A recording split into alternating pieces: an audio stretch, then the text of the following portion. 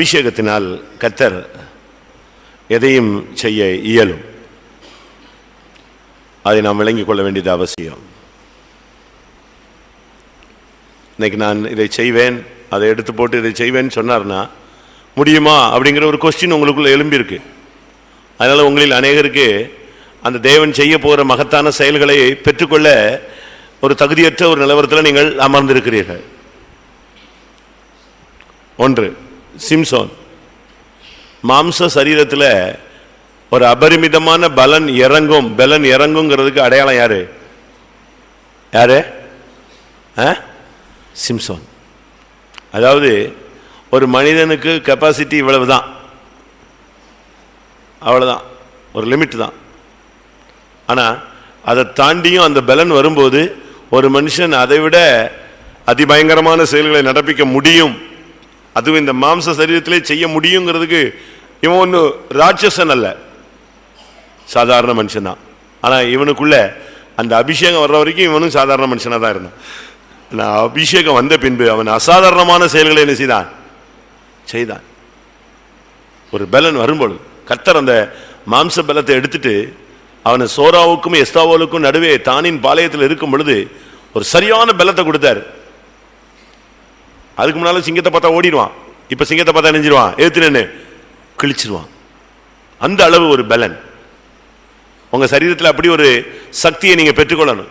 என்னால் வேலைக்கு போக முடியல, அந்த வேலையை செய்ய முடியல, இது ரொம்ப வெயிட்டா இருக்கு, இதை தூக்கக்கூடாதுன்னு சொல்லியிருக்காங்க, இதை செஞ்சா எனக்கு அது ஆயிடும், இதாயிடும். இதெல்லாம் நம்முடைய அறிக்கைகள். ஏனென்றால் நம்முடைய சரீரத்தில் அவ்வளவு பலவீனத்தின் வல்லமைகள் என்ன செய்யுது? போராடுது. அப்போ நாம் இந்த நாட்களில் கர்த்தர் சொல்றார், நான் என் பலனை உனக்கு தர்றேன். அப்ப கர்த்தருடைய பலன் வரும்போது நீ பெரிய காரியங்களை செய்ய முடியும். அதனால தான் அந்த பலத்துக்கு நீங்க காத்துருங்கன்னு. நீ இந்த நனைஞ்ச கோழி மாதிரி லேசா சோத்திரம் சோத்திரம் சோத்திரம் அல்லேலூயா ஆமென் ஆமென் இப்படி வர்ஷிப் பண்ணிட்டுனா அதுக்கு ஒன்றும் நடக்காது. சரியான ஒரு உன்னதத்தின் பலன் வந்தா உனக்கு முன்னால இருக்கிற கோட்டை கதவை நீ என்ன செய்வ? கீழோடு புட்டுங்குவாய். வெங்கல கதவுகளை கர்த்தர் உனக்காக உடைக்கிறது இல்லை, நீயே உடைப்பாய். அந்த அபிஷேகம் இருக்கு, அந்த பலன் சரீரத்தில் ஒரு அபரிமிதமான ஒரு சக்தி இறங்கும். ஒன்று. ரெண்டாவது, பெசலேயேல். நான் ஒரு 7 வரை சொல்றேன். இந்த அபிஷேகம் சேஞ்ச் பண்ணா ஒரு மனுஷன் எப்படிலாம் மாறுவான். ஒன்று, சாதாரண சிம்சோன்.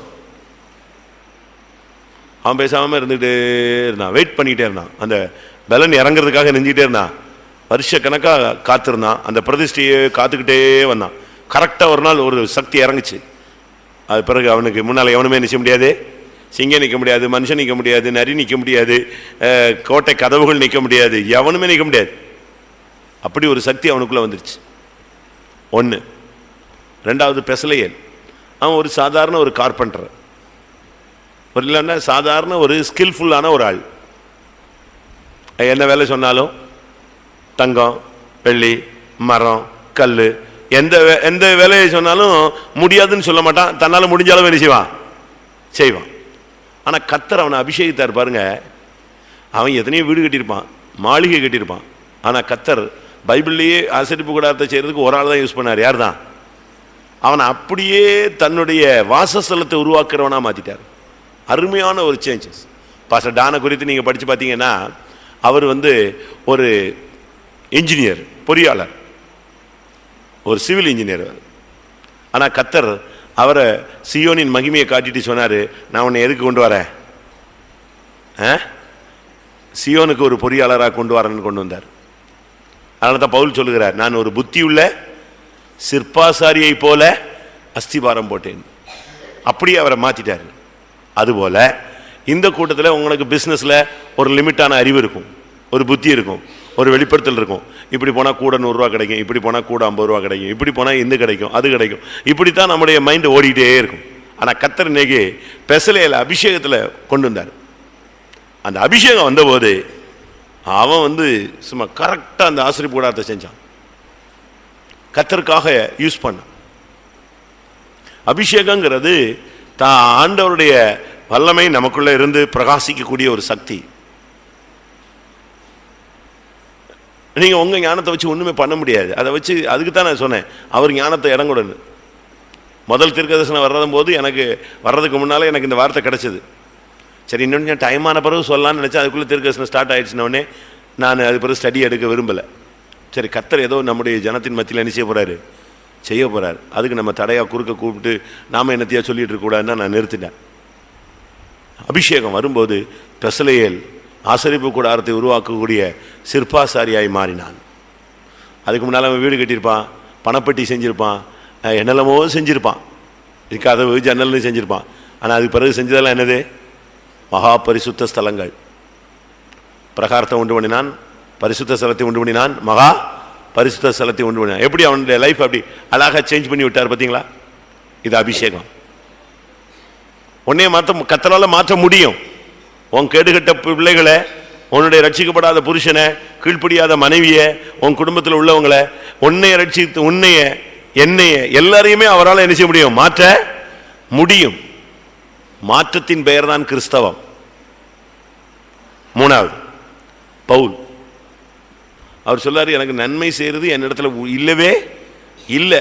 நன்மை செய்யணும்னு ஆசை மட்டும்தான் சும்மா பெயரில் இருக்க தவிர என்னால் நன்மை செய்கிறது என்னிடத்தில், நன்மை என்பது என்னிடத்தில் இல்லை.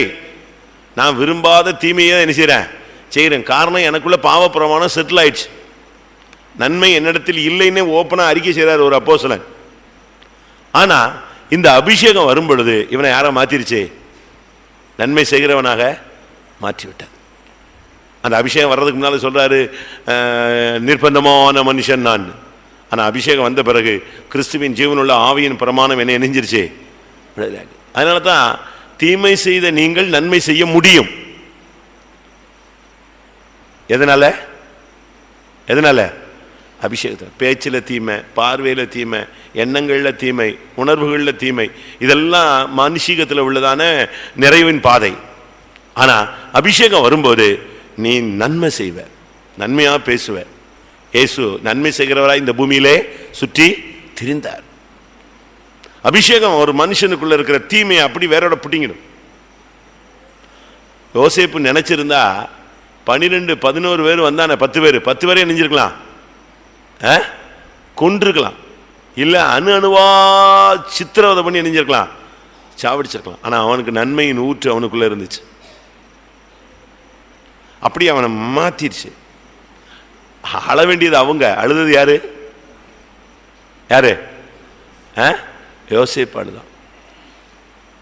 தீமை செஞ்சவங்க அழுதாங்க, தீமை செஞ்சவங்க அழல, நன்மை செஞ்சவன் செஞ்சான் அழுதான். யோசிச்சு பாருங்க எப்படி இந்த பவுலை நன்மை செய்கிறவராய் மாற்றினார். இந்த அபிஷேகம் தான் கர்த்தர். இதுக்கு இந்த கூட்டத்தில் ஒரு சிலருக்கு அது செய்கிறார். அதை யாருக்கு கிடைச்சதோ லக்கி பர்சன்ஸ் அவங்கெல்லாம். ஏன்னா அவர் சொன்னதை நிச்சயமா செய்யாம அவருடைய வசனம் வெறுமையா என்ன செய்யாது, திரும்பாது. உன் பிள்ளையா இருக்கலாம், உன் மனைவியா இருக்கலாம், உங்க புருஷனா இருக்கலாம், உங்களுடைய பக்கத்தில் இருக்கிற ஊழியக்காரங்களா இருக்கலாம். யாருக்கெல்லாம் இந்த சான்ஸ் கிடைக்குதோ அவங்கெல்லாம் அதிர்ஷ்டக்காரர்கள் தான்.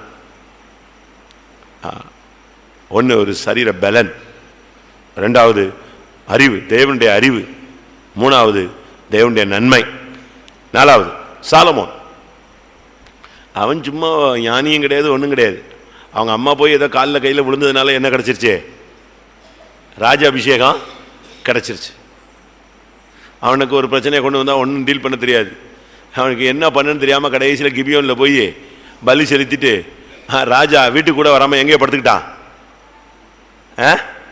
அங்கேயே படுத்துக்கிட்டான். ஏன்னா அவனுக்கு அங்கே போய் என்ன செய்ய போகிறோம், அரண்மனையில் போய் இங்கேயே ஆண்டோடைய சன்னிதியில் கிடப்போம் அப்படின்னு படுத்துட்டான். ஒரு ராஜா அங்கே தங்குவானா எப்படி?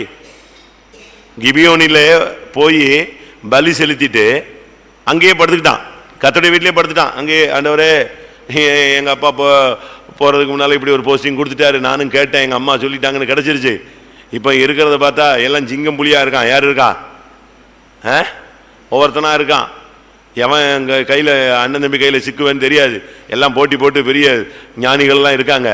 இப்படி இருக்கு அப்படின்னு பலி செலுத்திட்டு வீட்டுக்கு போகாமல் எங்கே கிடக்கிறான்? கர்த்தருடைய வீட்டில் கிடக்கிறான். அங்கேயே கர்த்தர் அவனுக்கு இடைப்பட்டார். கர்த்தருடைய வீட்டில் அவன் கிடக்கும்போது அவன்கிட்ட கேட்கும்போது அவன் எதை கேட்டான்? ஞானத்தை கேட்டு வாங்கிட்டான். அதுக்கு பிறகுதான் அவனுடைய ஆட்சியினுடைய தன்மை மாறினது, நியாயம் வழங்கும் தன்மை மாறினது, அவனுக்கு நீதிமொழிகள் உண்டானது, பிரசங்க வார்த்தைகள் வந்தது. அதுக்கு பிறகுதான் அவனுக்கு ஒரு சரியான சக்தி கிடைச்சது. இந்த கூட்டத்தில் கர்த்தர் உன் ஞானத்தை அப்படியே எடுத்துட்டு தான் ஞானத்தை உள்ள வச்சிருவார்.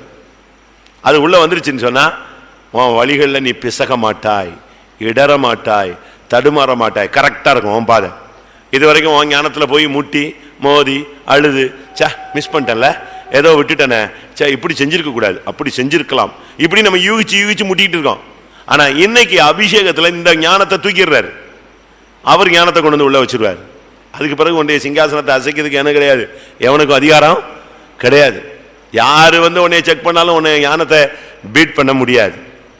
அஞ்சாவது, நான் சொல்றது பிரசங்கத்துக்காக சொல்லல, இன்னைக்கு செய்ய போற காரியத்தை தான் சொல்லிக்கிட்டே வரேன். கிடைச்சா நீங்கள் அடிச்சுட்டு போயிடுங்க, வாங்கிட்டு போயிடுங்க. இல்லை கடை போட்டுட்டு அவங்க அங்கே ஏசிட்டாங்க பேசிட்டாங்க, என்ன பண்ணுறது, இப்படி சாகிற வரைக்கும் முக்காடு போட்டு கவுந்தே கடந்து எந்திரிச்சு போகலாம். பிரதர்ஸ் கூட ஒரு சிலர்லாம் இந்த சிஸ்டர்ஸ் மாதிரி கவுந்துக்கிறாங்க, எங்கேருந்து படித்தாங்கன்னு தெரில. இதெல்லாம் விட்டுருங்க, போட்டு முழங்கால உன் ஃபேமிலியை ரன் பண்ணதுக்கு, யுத்தத்தை ஜெயிக்கிறதுக்கு போட்டு முட்டி மோதணும், அடிக்கணும் அபிஷேகத்தில். பேதுரு நார்மலாகவே ரொம்ப ஒரு அலசடியான ஆள், அதிக பிரசங்கி, இடக்க மடக்கா பேசுவான், எது கேட்டாலும் டக்குன்னு என்ன செய்வான், உடனே பதில் சொல்லுவான். அதை செஞ்சிருமா, இதை செஞ்சிருமா, அப்படி பண்ணிடுமா, இப்படி பண்ணிடுமா, இனி மறுதளிச்சிருவேன். யாரு? நான் ஏன் மறுதளிக்க உண்மையை போட்டு படக்குன்னு பேசுவான். ஆனால் சூழ்நிலை மறுதளிச்சு தான் காட்டினான். நாணல் அவன் சீமோன்னா நாணல். அப்படியே தண்ணி வந்தாலும் போகும், காத்தடிச்சாலும் சைடு எங்கிட்டு போறேன்னே தெரியாது. ஸ்திரத்தன்மை இல்லாத ஒரு ஆள், சபிச்சான், சத்தியம் பண்ணான், மறுதளிச்சான். ஆனா இந்த அபிஷேகம் வந்துச்சு பாருங்க, அப்படியே மாறிட்டான். டோட்டலா அவன லைஃப் ஒரே நாள்ல மாத்திருச்சு. எந்த இயேசுவை மறுதளிச்சானோ அவன் சொல்றான், ஜீவாதிபதியை கொலை செய்தீர்கள். நீ இந்த இயேசுவின் நாமத்தை குறித்து பேசக்கூடாதுன்னா, ஏன் பேசக்கூடாது கேட்குறான். ஏன் பேசக்கூடாது? நான் மனுஷனுக்கு பயப்படணுமா, தேவனுக்கு பயப்படுமா? நான் தேவனுக்கு தான் பயப்படுவேன். ஆனால் அதுக்கு முன்னால் என்ன செஞ்சான், தம்பி நீ அவங்க கூட பார்த்தனே, யார் என்னையா நல்லா பாருங்கண்ணே, நான் இல்லைண்ணே, இப்படி பேசினாள். ஆனால் இப்போ அழகா சொல்றான், நான் யாருக்கு பயப்படணும், மனுஷனுக்கா பயப்படுவேன், பயப்பட மாட்டேன், தேவனுக்கு மட்டும்தான் என்ன செய்வேன். எப்படி இவனை அப்படி ஒரு தைரியசாலியா மாத்தினது யாரு? எது? அப்போஸ்தலர்களை வாசிங்க, அவனை எப்படி அந்த சக்தி உருவாக்கி வச்சதுன்னு பாருங்க. இன்னும் டைம் தருவேன், ஏன்னா உங்களில் ஒரு சிலர் இன்னும் அந்த இலக்கை திரும்பி கூட என்ன செய்யல, பார்க்கல. 3ஆம் அதிகாரம் 19, 18, 19, 4ஆம் அதிகாரம் 18.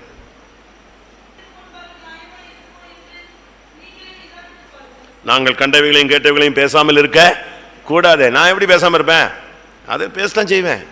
எப்படி இவனை மாத்திருச்சே? அபிஷேகம். சொந்தக்கார மத்தியில் பைபிளை தூக்கிட்டு போறதுக்கு யோசிக்கிற, நகையை கலத்துறதுக்கு யோசிக்கிற, சத்தியத்தை பைபிளை ஒயிட் அண்ட் ஒயிட் போடுறதுக்கு பயப்படுற, ஃபங்க்ஷனில் ஒயிட் அண்ட் ஒயிட் போட்டால் நம்மளை வெளியே துரத்திடுவான்னு பார்க்குற. இப்படி உலகத்துக்கும் மனுஷனுக்கும் சொந்தக்காரனுக்கும் நண்பனுக்கும் பயந்து பயந்து பயந்து பரலோகத்தை விட்டுட்டே இருக்க நீ. ஆனால் சரியான அபிஷேகம் வரும்போது நீ சரியா போய் நிற்ப. சொந்தக்காரன் கூப்பிட்டு கேட்பான், ஆமாம் ஆமாம் ஏசுதான் கடவுள், எப்படி என்னை மாற்றினாரு, இவ்வளவு காரியத்தில் எனக்கு விடுதலை கொடுத்துருக்கிறாரு, என்னை சுகமாக்கி இருக்கிறாரு, என்னை நீ சுகம் கொடுத்தியா இல்லை உங்கள் சொந்தக்காரன் கொடுத்தானா? என்னை ஆசீர்வதிச்சதுக்கு அவர் தான், என்னை போஷிக்கிறது அவர் தான், மரணத்திலிருந்து தப்பு வச்சவர் அவர் தான், எனக்கு சுகத்தை கொடுத்தவர் அவர் தான், என்னை இன்னைக்கு புத்தியெல்லாம் தெளிவாக்கி வச்சிருக்கிறது அவர் தான், பாவத்திலிருந்து விடுதலை கிடைச்சது அவர் தான். சொல்ல வைக்கும். அதுதான் பரிசுத்த ஆவியின் சக்தி. 6வது அப்போஸ்தலர் 3ஆம் அதிகாரத்தில் பார்த்தீங்கன்னா ஒரு சப்பானியை நடக்க வச்சான்.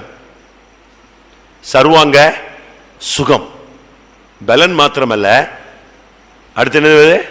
சுகம், அபிஷேகம். அவன் அந்த பேதுரும் யோவானும் அவன் கையை பிடிச்சு தூக்கின உடனே சரியான ஒரு ஜீவன் இறங்கிச்சு. அவன் கரடு முரடுகள் என்ன செஞ்சது? பலன் கொண்டது. நின்றான், குதித்தான், ஓடினான். ஒரே அபிஷேகத்தில் அவன் டச்சிங்லேயே தொடுதலே அவனை சுகமாக்கிடுச்சு. அவருடைய நாமத்தை பற்றி விசுவாசமே இவனுக்கு சர்வாங்க சுகத்தை கொடுத்தது. சரியா ஒரு அபிஷேகம் வரும்போது எலும்புல, நரம்புல, ஊனுல, சதையில, ரத்தத்துல, மயிரில், தோல்ல, வயிற்றுக்குள்ள, குடலுக்குள்ள எங்க எங்க வேதனை, வலி, வியாதி இருக்கோ உடனே அது என்ன செய்யும்? டக்குன்னு வெளியே போயிடும். சர்வாங்க சர்வ அங்க சுகம். எங்க எங்க எங்க எங்க எங்க தோல் வியாதியா, முடியல வியாதியா, பலவீனமா, எலும்புலையா, நரம்புலையா, குடல்லையா, எங்கெங்க ஊனு, ரத்தம், எங்க எந்த பாதிப்பு இருந்தாலும் சரி, ரத்தத்துல கவுண்ட் கூடுது குறையுது, எல்லாமே சர்வாங்க சுகம். அபிஷேகம் தொடுதல் வந்துருச்சு. அப்போஸ்தலனுடைய தொடுதல், ஏசுதான் அப்போஸ்தலர். அவருடைய இந்த கூட்டத்தை தொட்டுட்டாரு, சுகம்தான். பாட்டால்னு சாவுக்கு இதுவான சரீரங்களை அவர் உயிர்ப்பிப்பார். நமக்கு 2 மணி நேரம் தான் டைம். காத்திரி போட்டா 2 மணி நேரம். 2 மணி நேரத்தில் நீ பரலோகத்துக்கு உள்ள போய் ஒரு சுத்திட்டு வந்துடணும். அப்படித்தானே? போறீங்கல்ல, விஜிபி, கிஷ்கிந்தா, குயின்ஸ்லாண்டுன்னு போறீங்க. 4 மணிக்கு பஸ்ஸு, நீங்கள் 1 மணிக்கு போறீங்க. 1 மணி நேரம் ஓடி போய் ஒரே ப்ரோக்ராம் அட்டன் பண்ணிட்டு வரீங்க. என்ன செய்வீங்க? இதில் ஏறிடுமா, அதில் ஏறிடுமா, அங்கே ஓடு, இங்கே ஓடு, ஓடு, கொடுத்த காசுக்கு தெரு தெருவா ஓடு, நாய் மாதிரி ஓடு ஓடு ஓடு. ஏன்னா 150 ரூபா ஃபீஸு, 250 ரூபா பில்லு. உண்மைதானே நான் சொல்றது? அப்படிதானே? இதில் ஏறி அதில் இறங்கிடுவான். பாதி இறங்கிருக்குமா, நிப்பாட்டு அடுத்ததில் ஏறுறாமா, அடுத்ததில் ஏறு. 2 மணி நேரத்தில் நீ பூலோகத்தை விட்டு வந்து சியோனுக்குள்ள போயிட்டு வெளியே வந்துடணும்.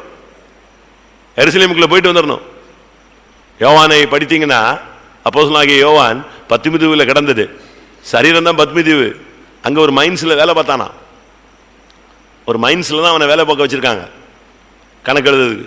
அங்க அப்பா ஆள் எங்க போயிடுவாரு? டிரான்ஸ், அப்படியே மயங்கிடுவார். ஆவி எங்க போயிடும்?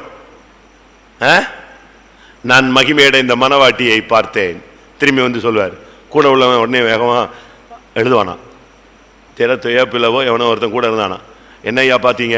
நான் இப்போ தான் பார்த்தேன். பெரிதும் உயரமான பருவத்துக்கு என்னை கொண்டு போனார். இதோ மகிமையடைந்த மனவாட்டியை உனக்கு காண்பிக்கிறேன்னு சொன்னார். உடனே டக்கு டக்கு டக்கு டக்குன்னு எழுதுறது. பெருகமு சபைக்காக கர்த்தர் என்கிட்ட பேசினார். உடனே எழுதுவான், ஒரு பேப்பரில் எழுதுவான். அந்த கப்பல் போகும், அந்த மைன்ஸில் வெட்டி எடுக்கப்பட்ட கல்லெல்லாம் கப்பலில் போகும். அதில் சாப்பாடு கொண்டு போகிறவன் கையில் இதை கொடுத்துருவான். எதை கொடுத்துடுறது? இந்த பேப்பரை கொடுத்து விட்டுறது. போ அங்கே போன்னு. அங்கே கரெக்டாக இறங்கின உடனே இவன்கிட்ட செய்தி வாங்குறதுக்கு யார் வருவா? சபைகளிலிருந்து ரகசியமானவங்க வந்து கேட்டு அந்த பேப்பர் வாங்கிட்டு போவாங்க. வாங்கி போய் அது என்ன சபைன்னு பார்த்து அந்த சபையில் லெட்டர் கொடுப்பாங்க. அவங்க அங்கே வாசிப்பான். நான் உன் கிரியைகளை அறிந்திருக்கிறேன், உன்மேரில் எனக்கு ஒரு குறை உண்டு. இப்படித்தான் பரலோகத்தில் போய் ஒன்று ஒன்றா பார்த்துட்டு வந்து எழுதினார். 2 மணி நேரம் ஆயிடுச்சு. 2 மணி நேரம் உட்காந்து அழுது சோத்திரம். முடிஞ்ச பிறகு 8:30 என்ன ஆகுறது? இப்படி யோசிச்சுட்டு இருக்கக்கூடாது. இதுக்குள்ள நீ எல்லாத்தையும் உதறி போட்டு இனி வரும் உலகத்தின் பலனை ருசி பார்த்துடணும், டேஸ்ட் பண்ணிடணும். ஹோட்டலுக்குள்ள போயிட்டு அப்படியே எல்லாத்தையும் சுற்றி பார்த்து நல்லா இருக்கு ஹோட்டல் நான் போவேன். நீ ஏதோ ஒன்று நீ வாங்கி டேஸ்ட் பண்ற. அதே போல இந்த கூட்டத்தில் நீ உட்கார்ந்துட்டு சோத்திரம் பண்ணக்கூடாது. எங்க போனோம்? இனி வரும் உலகத்தின் பலனை ருசி பாரு, பரம ஈவே ருசி பாரு. போ மேலே போய் ஒரு ரவுண்ட் அடிச்சுட்டு வா. 2 மணி நேரம் கழிச்சு வா, தண்ணி தெளிச்சு எழுப்பி விடுறேன். சாட்சி சொல்லு, நாளை காலையில் எழும்பி நான் பரலோகத்தை பார்த்தேன் சொல்லு. இதுதான் சபை, இதுதான் ஊழியம். இதை விட்டு முக்காடு தான் காலத்துக்கு தான் போடுறோமே. அல்ல பிரதர்ஸ் முக்காடு தான் போடல தவிர தலையை கீழே போட்டுக்கிறது அதுவே முக்காடு தான். முஸ்லீம் மாதிரி ஒரு துண்டு கூட கொண்டு வாங்க வரும்போது, போட்டுக்கோ. போட்டு முழங்கால நின்று முட்டி மோதி இவ்வளவு நேரத்தில் கர்த்தருடைய வல்லமை அனுபவிச்சிருவேன்னா சர்வாங்க சுகம். கடைசி மரியாள், ஒரு சாதாரண பெண், ஒரு தச்சனுடைய மனைவியாக மாற வேண்டிய ஒரு ஆள். அவளுக்கு பெரிய கனவு கிடையாது, எதிர்பார்ப்பும் கிடையாது, ஒரு பெரிய சாதனையாளராக மாறணுங்கிற சிந்தையும் கிடையாது. ஆனா அவளுக்குள்ள இந்த அபிஷேகம் வந்தபோது யாரே உருவாயிட்டா? ரட்சகரே உருவாயிட்டார். அப்படியே கர்த்தருடைய வல்லமை, உன்னதத்தின் பலன், அந்த நிழல் வந்துச்சு. டோட்டலா அவள் சேஞ்ச் லைஃப். அடுத்த செகண்டே யார் உள்ள வந்துட்டா? கிறிஸ்து அவளுக்குள் உருவாகிட்டார். அவளுக்கு கிறிஸ்து உருவாகிறதுல இந்த வேசி, பெண்ணு சரியில்லை, தப்பான ஜீவியம், எங்க போய் பெற்றாலோ இதெல்லாம் அந்த நிந்தையெல்லாம் அவளுக்கு ஒரு பிரச்சனையே இல்லை. போடா, ரட்சகர் எனக்குள்ள வந்துட்டார். அவன் எக்காலு எனக்கு நடந்தது எனக்கு தான் தெரியும், எனக்கும் தேவனுக்கு தான் தெரியும். போயிட்டே இருந்து நல்லா புரிஞ்சுக்கோங்க. அபிஷேகம் தான் இந்த மாற்றத்தை உண்டு. எல்லாரும் கொஞ்ச நேரம் கண்களை மூடுவோம். நான் ஒரு சிலருக்கு நான் சொன்ன அந்த வியூ புரியலங்கிறதுனால இப்ப ஆவியானவர் திரும்ப உனக்கு விசுவாசிக்கத்தக்கதான வார்த்தைகளை அனுப்பி இருக்கிறார். நீ அதை கேட்ச் பண்ணிட்டு இன்னும் ஒரு 10 நிமிஷமோ 20 நிமிஷமோ போட்டு போராடி, கர்த்தாவே எனக்கு ஒரு பலன் தாங்க, இந்த சரீரத்துல எனக்கு ஒரு பலன் தாங்க, ஆமென், எனக்கு அறிவு புத்தி தாங்க, உம்முடைய அறிவை தாங்க, எனக்குள்ள ஒரு பரிசுத்த ஸ்தலம், மகா பரிசுத்த ஸ்தலம் நான் உண்டாக்க வேண்டும் ஆண்டவரே, ஆமென். தீமை செய்ய நான் பழகி போய்விட்டேன், இனிமேல் நன்மை செய்கிறவனா என்னை மாற்றி விடும் ஆண்டவரே. எனக்கு உலகத்துல எப்படி பேசணும், எப்படி நடக்கணும், எப்படி பழகணும், என்னென்ன செய்யணும், யார்கிட்ட எப்படி நடந்துக்கணும்னு எனக்கு தெரியல சுவாமின்னு கேளு. கர்த்தர் உனக்கு ஞானத்தின் ஆவியா இறங்கி வருவார். எனக்கு பயம் இருக்கு, மறுதலிச்சிடுறேன், சபிச்சிடுறேன், சத்தியம் பண்ணிடுறேன், என்னால கர்த்தருக்காக சாட்சியா நிக்க முடியல, கேளு. ஒரு அபிஷேகம் வரும் பொழுது பேதுருவை சீமோனை பாறையாய் மாற்றினவர் உன்னையும் பாறையாய் மாற்றுவார். ஆமென். எனக்கு சுகவீனம், என்னால் நடக்க முடியல, என்னால் உட்கார முடியல, எழும்ப முடியல, எனக்கு சத்தியத்தில் நடக்க முடியலன்னு சொல்ற சப்பானிய போல இருக்கிறியா? கர்த்தருடைய வல்லமை வரட்டும். இன்னைக்கு உனக்கு ஒரு சர்வாங்க சுகம், எலும்புல ஒரு சுகம், எலும்புல, நரம்புல, ஊனுல, சதையில, ரத்தத்துல, மயிர்ல, தோல்ல ஒரு வல்லமை இறங்கி என்னென்ன வியாதி இருக்கோ எல்லாம் வெளியே போகட்டும். எல்லாவற்றுக்கும் மேலாக நமக்குள் கிறிஸ்து உருவாகட்டும். திவ்ய சுவாவங்களுக்கு பங்குள்ளவர்களாய் மாறுவோம். ஆமென். வாஞ்சிக்கிறவங்க எல்லாரும் முழங்கால் போடுங்க. ஒரு 10 நிமிடம் அதுக்குள்ள உனக்கு அபிஷேகம் கிடைச்சா பாரு, இல்லைன்னா உட்கார்ந்துக்கோ. 10 minutes சரியான ஒரு சக்தி என்னையும் உங்களையும் தொடட்டும். ஆமென். யார் பலவீனமா இருக்கிறார்களோ கர்த்தர் அவர்களை பலப்படுத்தட்டும். யார் ஞானத்தில் குறைவுள்ளவர்களா இருக்கிறார்களோ கர்த்தர் அவர்களை ஞானத்தினால் நிரப்பட்டும். யார் தீமையில சிக்கி இருக்கிறார்களோ அவர்களை நன்மை செயலாய் மாற்றட்டும். யார் உலகத்தில் ரொம்ப தீவிரமா இருக்கிறார்களோ அவருக்குள்ள பரிசுத்த ஸ்தலத்தை உண்டு பண்ணட்டும். யாருக்குள்ள பயமும் மறுதலிப்பும் இருக்கோ அவர்களை தைரியசாலிகளாய் மாற்றட்டும். யாருக்கு வியாதி அதிகமா இருக்கோ அவர்களுக்கு சர்வாங்க சுகத்தை தரட்டும். ஆமென். யாருக்கு என்ன முடியுமோ என்ன நடக்குமோன்னு கேள்வி இருக்கோ அவர்களுக்குள்ளே கிறிஸ்து உருவாகட்டும்.